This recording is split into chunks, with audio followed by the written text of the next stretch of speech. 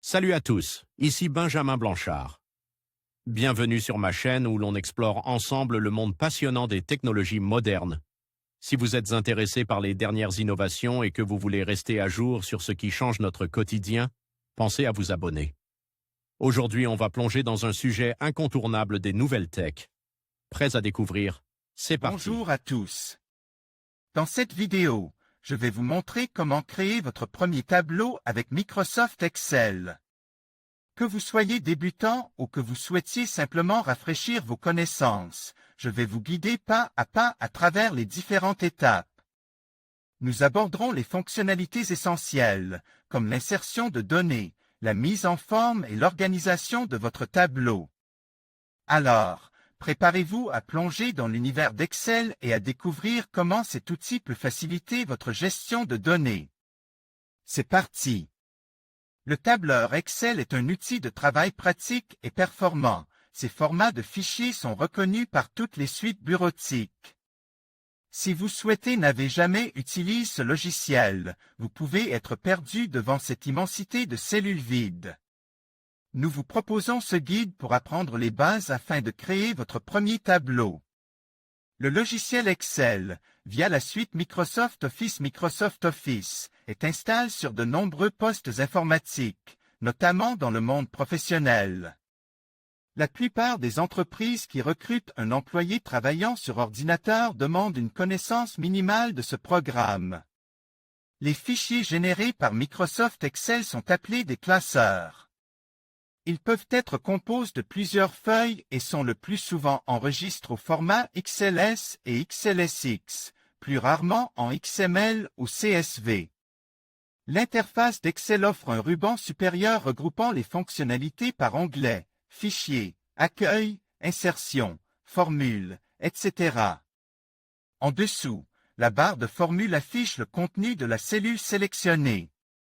Le reste de la fenêtre représente le tableau vierge que l'on va éditer. Ces colonnes sont nommées par des lettres, de A à XFD, et ces lignes par des numéros, de 1 à 1 048 576. Interface de Microsoft Excel 1. Ruban supérieur 2. Barre de formule 3. Tableau de saisie Microsoft. Avant de commencer à créer votre tableau Excel, vous devez penser à la manière dont vous souhaitez organiser vos idées. Cela vous guidera pour présenter les données de façon logique.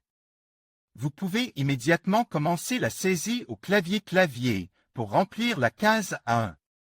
En appuyant sur la touche Entrée, la saisie est validée et la sélection passe à la case du dessous. Dans notre cas, on choisit de nommer notre première colonne « Nom ».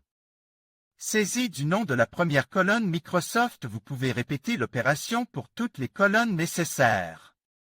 Pour notre exemple, on remplit les cases A1 à 4. Les 4 premières colonnes sont saisies Microsoft. On remarque que le champ « Date de naissance » est trop long pour être affiché complètement dans sa cellule.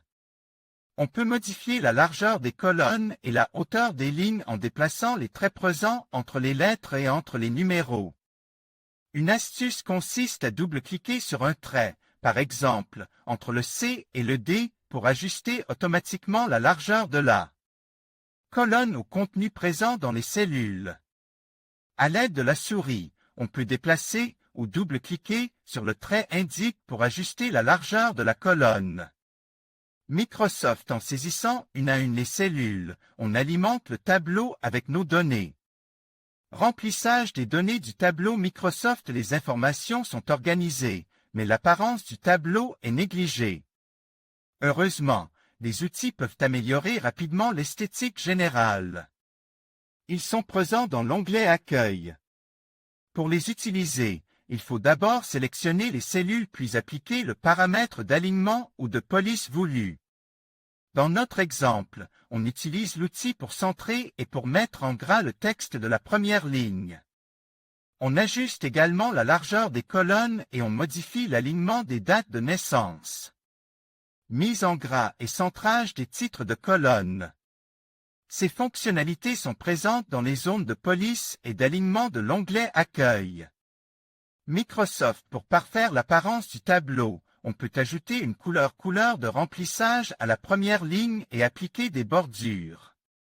Dans notre cas, on a tout d'abord appliqué l'option « Toutes les bordures » à l'ensemble du tableau, avant de sélectionner la ligne supérieure uniquement pour définir les bordures extérieures épaisses. Ajout de bordures et d'une couleur de remplissage pour la première ligne. Microsoft en saisissant vos propres données et en choisissant vos options de mise en page comme présentes dans cet article, vous pourrez maintenant créer vos tableaux Excel. La meilleure manière d'apprendre est de tester les options proposées pour visualiser le résultat.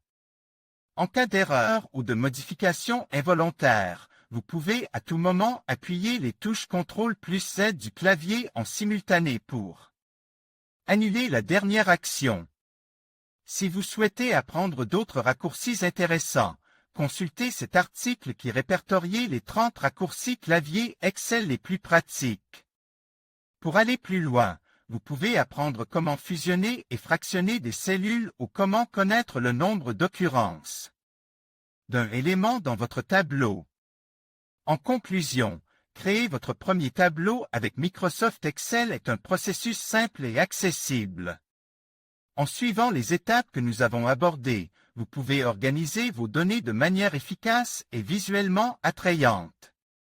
N'oubliez pas d'explorer les différentes fonctionnalités qu'Excel offre pour personnaliser vos tableaux et les rendre encore plus utiles. Avec un peu de pratique, vous serez en mesure de maîtriser cet outil puissant et d'optimiser votre travail. Merci de votre attention et à bientôt pour d'autres astuces sur Excel.